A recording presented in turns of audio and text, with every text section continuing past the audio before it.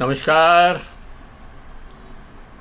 मैं हिम्मत सेठ बात करेंगे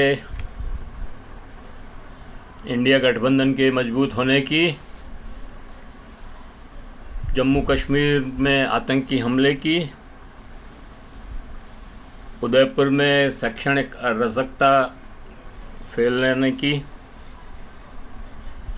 और नीट क्या क्लीन है, इस पर बात करेंगे। सबसे पहले नीट पे ही बात कर लेते हैं। दोस्तों, अभी नीट की परीक्षा हुई, उसके परिणाम आए और उन परिणामों के आने के बाद बहुत सारे सवाल खड़े हो गए। बड़ा सवाल ये है कि नीट क्या साफ़ सुथरी है? नीट में भी घपले घोटाले और हो रहे हैं। तो इन सारी बातों को लेकर काफ़ी दिनों से मामला ये चल रहा है और इन सारी बातों को लेकर काफ़ी लोग जो है सुप्रीम कोर्ट में गए हैं और सुप्रीम कोर्ट में सुनवाई शुरू हो गई है। आज भी सुनवाई हुई होगी, लेकिन सारा मामला ये है कि एक तो ये है कि रजिस्ट्रेशन बंद होने के बाद 24 दिन के बाद एक दिन के लिए रजिस्ट्रेशन क्यों खुला। एक बड़ा सवाल इसमें ये उभर कर के आया है कि 9 अप्रैल को तक रजिस्ट्रेशन से थे, 9 फरवरी से 9 मार्च तक, 9 फरवरी से 9 मार्च तक रजिस्ट्रेशन की डेट थी, एक महीने की। लेकिन 9 अप्रैल को एक दिन के लिए फिर से रजिस्ट्रेशन विंडो खोली गई और 10 अप्रैल को बंद कर दी गई। तो बड़ा सवाल ये है कि एक दिन के लिए ये विंडो क्यों खोली गई और बिना किसी को सूचना दिए हुए खोली गई, तो उसका क्या कारण है। तो ये बड़ा जायज़ सवाल है कि एक दिन के लिए विंडो क्यों खोली गई। दूसरा इसमें यह है कि हजारीबाग में एक सेंटर था, नीट का एग्ज़ाम था, वहाँ से 8 लोग जो है टॉपर निकले हैं। मतलब 8 छात्रों को फुल में से फुल मार्क्स 720 नंबर पूरे के पूरे मिले हैं, 8 छात्रों को एक ही सेंटर से। तो ये भी बड़ा सवाल है कि एक ही सेंटर से 720 नंबर 8 लोगों को कैसे मिले। और उसके अलावा कई लोगों को 719, 718, 716 नंबर भी मिले हैं।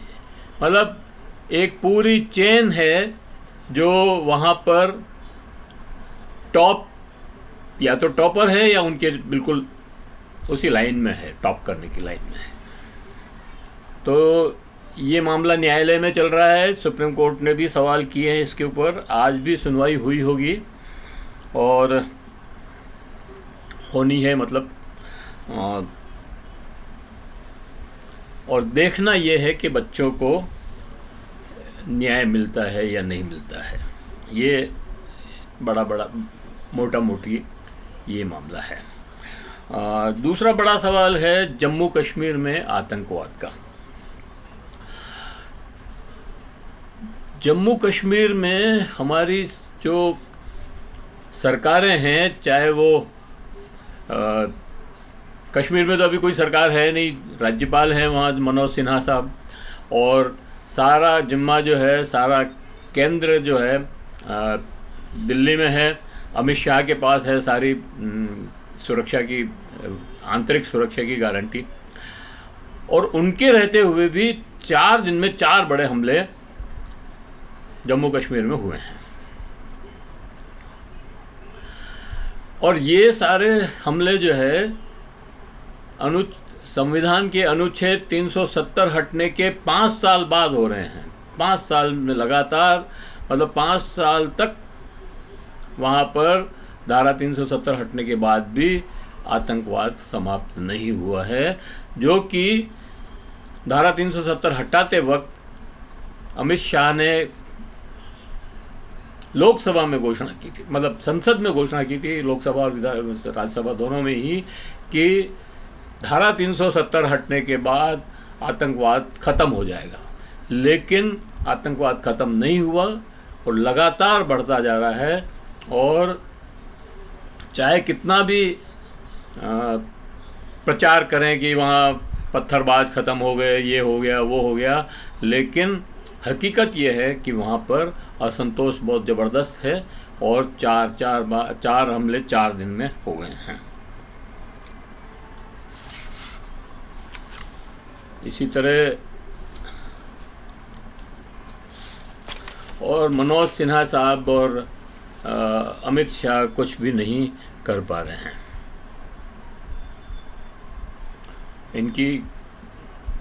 इनकी प्रबंधन पे, इनकी काबिलियत पे भी सवाल उठने लगे हैं। सारे देश में संविधान के अनुच्छेद 370 को हटाकर कश्मीर में आतंकवाद ख़त्म करने का नैरेटिव चलाकर सारे देश के मतदाताओं को मूर्ख बनाया, वोट लिए और अपनी सरकार बना ली। लेकिन कश्मीर के लोगों को कुछ नहीं मिला। कश्मीर में आतंकवाद के अतिरिक्त भी बहुत सारी समस्याएं और पैदा हो गई है।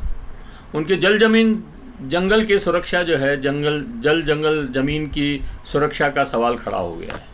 वहाँ पर बाहरी लोगों को ला करके ज़मीनें दी जा रही है और वहाँ के लोगों से ज़मीनें छीनी जा रही है। तो ये उनके एक असुरक्षा का भाव भी वहाँ पर इस 370 हटने के बाद पैदा हो गया है। वहाँ बेकारी बढ़ गई है, रोज़गार ख़त्म हो गया वहाँ का। चाहे से वो बहुत प्रचार करें कि पर्यटन बहुत तेज़ी से बढ़ रहा है या जो भी है, लेकिन वहाँ वास्तव में बेरोज़गारी बहुत है। और उनका ये मानना है, कश्मीरी लोगों का,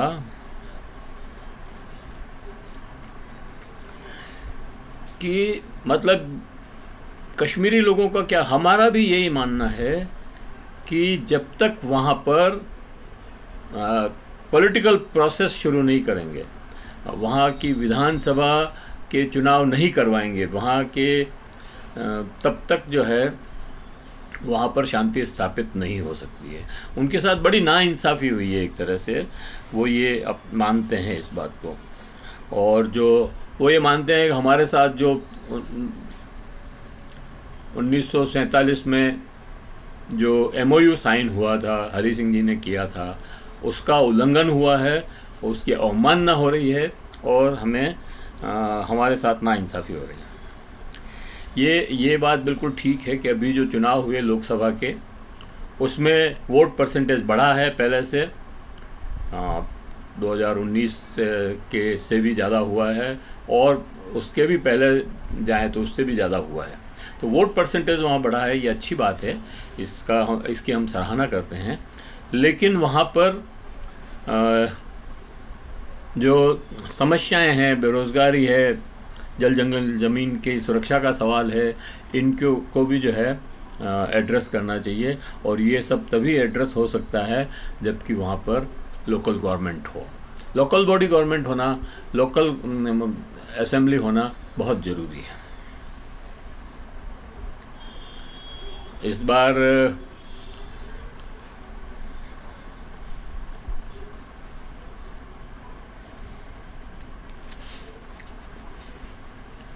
अब बात कर लेते हैं उदयपुर के शैक्षणिक वातावरण की। तो उदयपुर में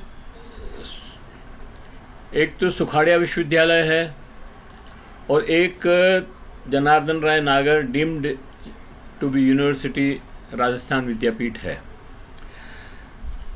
तो इन दोनों में तनाव है, अराजकता की स्थिति है। और इन दोनों के जो पीड़ित लोग हैं वो कल कलेक्टर साहब के पास आए थे अपने ज्ञापन देने के लिए। सुखाड़िया विश्वविद्यालय का जहाँ तक सवाल है, वहाँ पे एक डॉक्टर हिमांशु पंड्या को पीएचडी स्टूडेंट्स को की क्लासेस लेने के लिए स्पेशली बुलाया था वहाँ से, और सुखाड़िया विश्वविद्यालय ने के प्रबंधकों ने, मतलब जो कोऑर्डिनेटर है, उन्होंने उनको बुलाया था और वो वहाँ पर 3 दिन से क्लासेस ले भी रहे थे। लेकिन अंतिम दिन एबीवीपी के लड़के आए और हिमांशु पंड्या के खिलाफ नारे लगाने लगे कि ये देशद्रोही है और इसको हम यहाँ क्लास नहीं लेने देंगे। बहुत हंगामा हुआ और फिर डॉक्टर हिमांशु पंड्या ने बहुत कोशिश की उनको समझाने की, लेकिन वो तो एजेंडे के साथ आए थे, समझने का कोई सवाल नहीं था, तो उनको वहाँ से बाहर निकाल दिया। और फिर उनके साथ सारे लड़के गाली गलौज करते हुए और अभद्र भाषा का इस्तेमाल करते हुए और नारे लगाते हुए उनको गेट से बाहर निकाला। तो इस तरह की अराजकता अगर शैक्षणिक विश्वविद्यालयों में है तो ये बहुत ही चिंताजनक बात है। और शहर के कुछ अमन पसंद लोगों ने और वहाँ के स्टूडेंट्स और स्टाफ ने मिल करके कल एक ज्ञापन दिया था कलेक्टर को। और मुझे हिमांशु पंड्या के इस प्रकरण के से मुझे उज्जैन विक्रम यूनिवर्सिटी याद आती है, वहाँ पर भी एबीवीपी के लोगों ने ही एक प्रोफेसर को घेर करके पीट करके उसकी हत्या कर दी। वो मारा गया, मतलब निधन हो गया उस प्रोफेसर का। तो इस तरह की अराजकता करने वाली इन एबीवीपी के लोगों को विश्वविद्यालय के प्रबंधक और सरकार अपने कंट्रोल करे, नियंत्रण में लाए, नहीं तो पूरे शैक्षणिक वातावरण बिगड़ जाएगा। प्रोफेसर पंड्या के जहाँ तक सवाल है, वो 15 साल तक उदयपुर में पहले पढ़ा चुके हैं, अभी रानीवाड़ा सांचौर में हैं, और वो अमन पसंद लोगों में से हैं। उन्होंने इंसानियत का पक्ष लिया। उनके ऊपर जो आरोप लगाया गया कि ये इन्होंने फ़िलिस्तीनियों का पक्ष लेकर के और एक लेख लिखा है या कोई पोस्ट लिखी फेसबुक पे, तो वो इंसानियत पसंद लोग हैं। उन्होंने फ़िलिस्तीनियों के जो वहाँ के सबसे पीड़ित लोग हैं उनके पक्ष में वो लिखी थी, और भारत सरकार भी फ़िलिस्तीनियों के पक्ष में है। हमारी नीति, केंद्र की नीति, भारत की नीति जो है फ़िलिस्तीनियों के पक्ष में रही है। तो सरकार का समर्थन, फ़िलिस्तीनियों का समर्थन, इंसानियत का समर्थन करने वाले को अगर आप देशद्रोही कह करके और गालियां देंगे तो ये कैसे चलेगा, ये बड़ा सवाल है। अच्छा, फिर राजस्थान विद्यापीठ में जनार्दन राय नागर विश्वविद्यालय जनार्दन राय नागर राजस्थान विद्यापीठ विश्वविद्यालय का जो मामला है वो एक अलग तरह का मामला है। वहाँ पर क्या हुआ कि राजस्थान विद्यापीठ को जब डीम्ड यूनिवर्सिटी बनाई गई तो राजस्थान विद्यापीठ के 2 भाग हो गए। कुछ संस्थाओं को तो विश्वविद्यालय में मान्यता दे दी गई विश्वविद्यालय आयोग द्वारा, और कुछ संस्थाओं को नहीं दी। तो वो जिन संस्थाओं को नहीं दी उनका एक कुल था, तो राजस्थान विद्यापीठ कुल के नाम से वो जाना जाता है, और उनके अध्यक्ष अलग हैं और इनके विश्वविद्यालय के कुलपति अलग हैं, लेकिन दोनों का चांसलर एक ही है। तो ऐसे में क्या है कि विद्यापीठ के कुल में इस समय, वैसे तो विश्वविद्यालय में भी बड़ी अराजकता है, बड़ा असंतोष है, क्योंकि जो वाइस चांसलर हैं वो पिछले 12 सालों से 13 सालों से वही वाइस चांसलर टिके हुए हैं, जबकि कोई नियम, कानून, सिद्धांत या वैधानिक वो प्रोविज़न नहीं है कि एक व्यक्ति जो है 2 टर्म के बाद भी उस संस्था में वाइस चांसलर रहे। लेकिन है, खैर अभी जो मामला है वो अध्यक्ष जो हैं कुल के वो भंवर गुर्जर हैं। कुछ लोगों ने उनके खिलाफ कंप्लेंट की और ये कहा कि ये अवैधानिक रूप से काम कर रहे हैं। इन्होंने कई लोगों को, हमारे कर्मचारियों को नौकरी से निकाल दिया और इनके बेटे को सारी सीनियरिटी को तोड़ करके संस्था का सचिव बना दिया, उप सचिव या सचिव जो भी। तो इसके खिलाफ जो है वहाँ विद्यापीठ के कुल कर्मचारियों के अध्यक्ष और बाकी साथी जो है वहाँ पर कलेक्ट्री में आए थे और कलेक्टर को ज्ञापन दिया और ये मांग कर रहे थे कि भंवर गुर्जर को हटा करके पूरी इस प्रकरण की जांच करवाई जाए और जांच में जो दोषी आए उनको वो दंडित किया जाए। अब इसमें ये जो साथी लोग थे ये वहाँ नारा लगा रहे थे, भंवर गुर्जर हटाओ, विद्यापीठ बचाओ, तो राजस्थान विद्यापीठ बचाओ। तो इस तरह के नारों के साथ वो वहाँ आए, कलेक्टर के पास ज्ञापन दिया और ये सारी बात हुई। तो हम ये मांग करते हैं या हम ये चाहते हैं कि इन चीज़ों पर सरकार विशेष रूप से ध्यान दे और इन संस्थाओं में जो हो रही गड़बड़ियाँ हैं या अवैध कार्य हो रहे हैं उन पे रोक लगाए। धन्यवाद। ये वीडियो काफ़ी बड़ा हो गया है, लेकिन और हम आपसे फिर ये प्रार्थना करते हैं कि अभी तक अगर आपने हमारे इस चैनल को सब्सक्राइब नहीं किया हो तो कर लें, बेल आइकॉन दबाएं, वीडियो अच्छा लगा हो तो लाइक करें और दूसरों को फॉरवर्ड करें, कमेंट करें और सुझाव दें। धन्यवाद।